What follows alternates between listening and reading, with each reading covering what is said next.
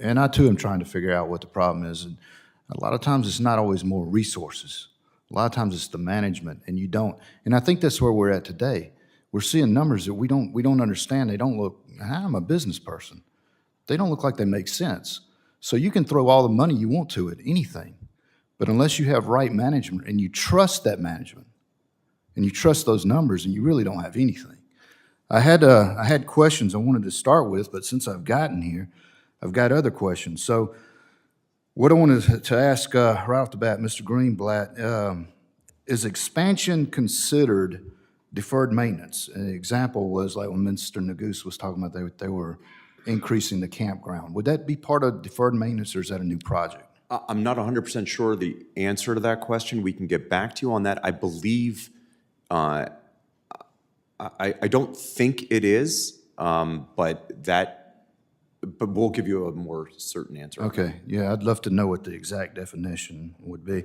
The 214,000 work orders that are 3 years or older, why is that? Waiting on studies, or they just weren't important, or did you get an answer?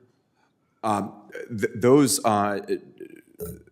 was a conservative estimate by us. You could easily draw the line at, say, 2 years or 1 year. Some parks classified deferred maintenance at 1 year. We went with a conservative estimate at 3 years, so it could actually be much more than the 200,000 work orders that we found, if you drew the line at 2 years or even 1 year. What we heard was that there were no policies in place in terms of how to classify the deferred maintenance, and some folks wouldn't even classify them at all if they weren't funded already. So it was just an unreliable data set. There was no consistency across the NPS. That's what we found with respect to the work order process. So if you look at cost versus estimate, and they're estimating going up 35% across the board, did you go back, or is there a way to go back and look at when a project or a deferred maintenance is actually done, that the cost was in line with whatever national average is on other costs in other areas and other agencies to do the same work? We are doing work right now looking at contracts and overruns and looking at how they're being managed right now. That is in the process, so that could be months down the road, but we are doing a job on that specific issue right now to look at those types of issues. That is a sweet spot for us in terms of doing our oversight. So and you have an idea when you'll finish that?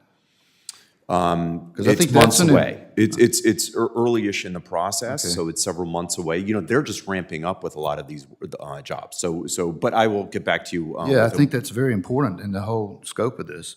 And Mr. Johnson, when you were talking about climate and disasters and stuff like that happening, don't we allocate money for disasters to help fix these parks over and above deferred maintenance? That wouldn't even be deferred maintenance, would it?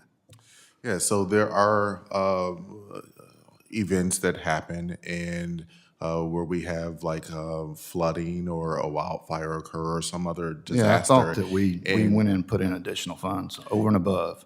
And sometimes they do receive money in conjunction with other pots to address. All right, now I'm going to get to my questions that I had written down yesterday. Mr. Greenblatt, we've seen numerous examples. You've been in here before. We've talked about things like passwords and how y'all hacked 90% of the Department of Interior's computers in less than 15 minutes because they don't update things. Outdated technology is leading to inefficiency, and it's also costing us money, the taxpayers. In that vein, during your investigation, you mentioned that you found that the NPS inconsistently entered deferred maintenance work orders into its tracking system. What was the cause of this inconsistency, and was it due to outdated technology such as them running on Windows 7? I don't know if it's a technological issue as opposed to a consistency in terms of policy, across the board. As I mentioned before, there were some folks that were not entering deferred maintenance at all until it got funded. There were some folks that said, well, if it's a year old, then we're going to classify it as deferred maintenance. There were some folks that, use different standards across the board, and so that's why we were saying that this is unreliable. I mean, if you have 400 some odd park units and they're all using different processes, different definitions, then your data set's going to be problematic. Right. Mr. Chairman, and what I've seen and what I've been looking at and from the testimony that we continue to hear, to me, it just seems like a lack of concern or a laziness within a department of the federal government. And with that, I yield back. Gentleman yields.